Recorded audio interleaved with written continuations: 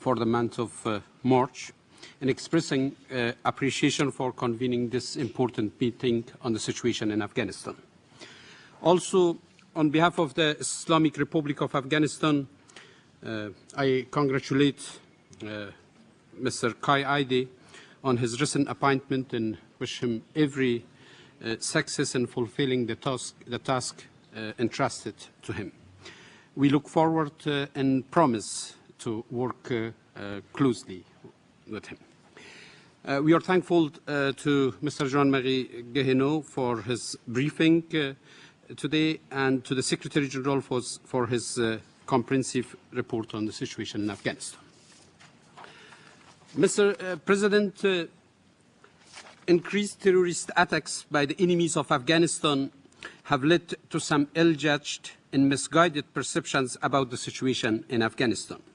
Recent remarks of government control or even failure in Afghanistan are products of premature assumptions which have the potential to undermine public support and security in the country. We should stay the course with firm determination and prevent security nuances from weakening our resolve to achieve our shared goals. Let us not forget that we, Afghanistan and our international partners, have a strong, stable and democratic Afghanistan. By all standards, the achievements made thus far reflect remarkable progress. Today, a greater part of Afghanistan is secure from terrorism and violence. The fight against terrorists and extremists continues. Thanks to the support of our international partners, our security forces have become stronger and more effective. The Afghan National Army has reached 58,000 and assumed a greater role in the fight against terrorists seeking to destabilize Afghanistan and the region. With the support of our international partners, we have dismantled more than 120 terrorist bases of operations and apprehended 1,000 terrorists, including foreigners. Among the captured are elite commanders of the Taliban and Al-Qaeda, rank and file, as well as culprits of recent terrorist attacks.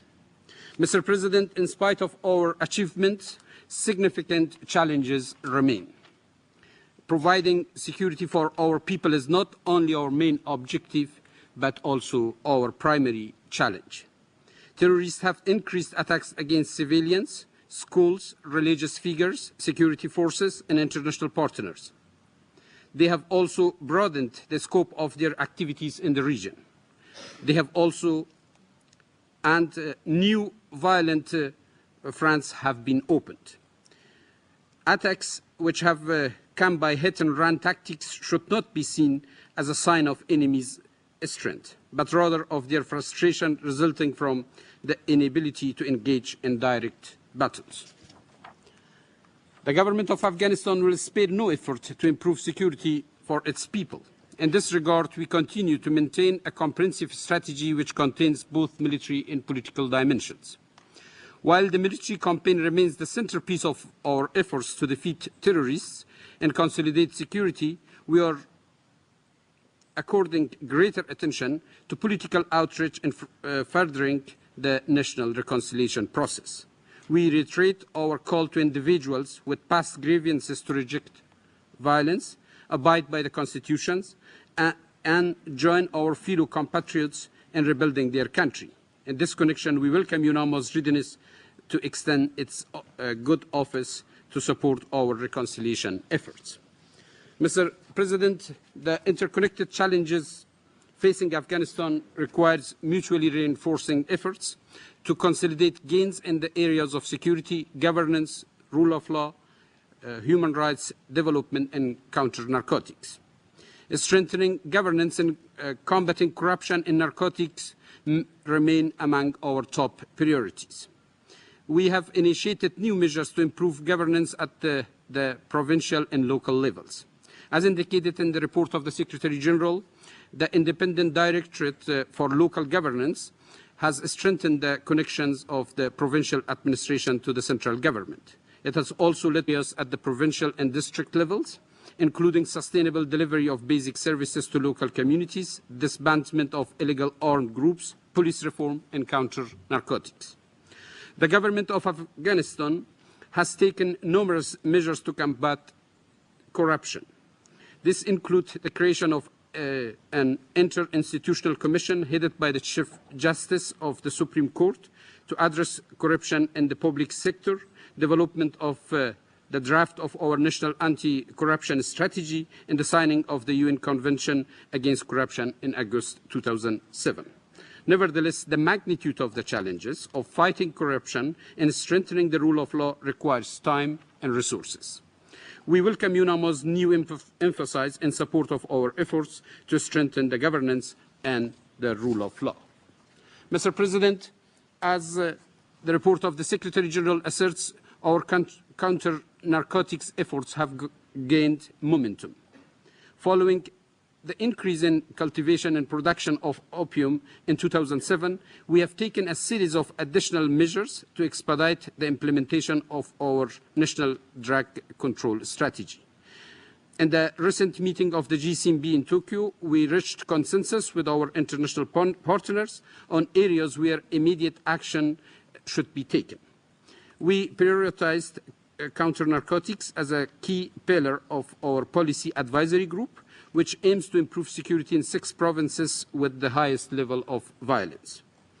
In October of last year, we designated 50,000 hectares as the national eradication target for 2008. In addition, to address the reinforcing link between terrorism and narcotics, we will provide force protection for eradication operations.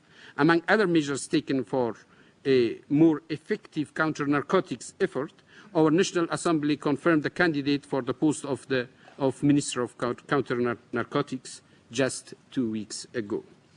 Mr. President, despite our challenges, Afghanistan is continuing its reconstruction and social and economic development. Today, more than 85% of the population is covered with basic package of health service. Progress in the education sector has enabled nearly 6 million children access to school. Our legal economy has grown by an average of 12% over the past 4 years, and our GDP per capita has approximately doubled. 5 million Afghans have returned home in hope of promising future, and more than 1,471 kilometers of road have been built, and 737 kilometers remain under reconstruction.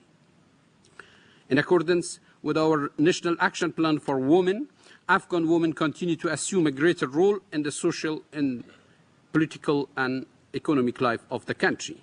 Our citizens enjoy unprecedented rights. Nevertheless, we acknowledge the challenges in various sectors and remain committed to address them resolutely. To consolidate and advance our gains, we will finalize the Afghan National Development Strategy, ENDS, in the weeks to come. We welcome the upcoming Paris conference in June 2008, at which we will launch the ANDS, Afghan National Development Strategy, review the implementation of Afghan Compact, and discuss the way forward with our international partners. We are closely working with the government of France in preparation of the conference. Mr. President, the people of Afghanistan continue to live under difficult humanitarian conditions. The situation has exacerbated with onset of the harshest winter conditions in more than 30 years, which caused more than 900 fatalities, while hundreds of people suffered from severe frostbite. The severe weather also devastated our livestock, which is the main source of the livelihood for vulnerable families in remote parts of Afghanistan. While expressing gratitude to the humanitarian community for providing emergency aid in the worst affected provinces, we appeal for urgent delivery of an additional humanitarian assistance. In this connection, we welcome UNAMO's continued coordinating role to ensure timely and effectively delivery of humanitarian assistance, as well as its readiness to assist the government of Afghanistan to create conditions conducive for the voluntary, safe, dignified, and sustainable return of our fellow Afghans from abroad. Mr. President, the role of the United Nations remains vital for the implementation of the Afghanistan Compact.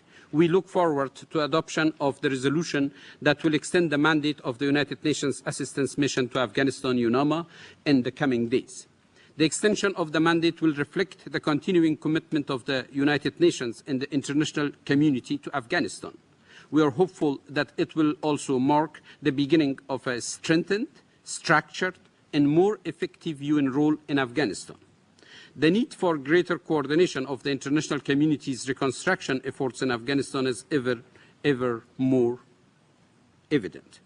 In this regard, we underscore the importance of an enhanced coordinating role by the United Nations to combine the international community's support and assistance to Afghanistan into a cross-alliance effort. Such coordination is necessary to improve the effectiveness and efficiency of international engagement and assistance to Afghanistan. Before concluding, I would like to express my appreciation to the United Nations and the international community to achieve lasting peace, security, and stability in Afghanistan. Together, we have come a long way, but our mission has yet to be accomplished. With greater coordination and closer cooperation, we will successfully conclude the journey which we jointly embarked on more than 6 years ago. Thank you, Mr. President. I thank the representative of Afghanistan for his statement. I now give the floor to the representative of Slovenia. Thank you, Mr. President. I have the honor to speak on behalf of the European Union. The candidate countries Turkey, Croatia, and the former Yugoslav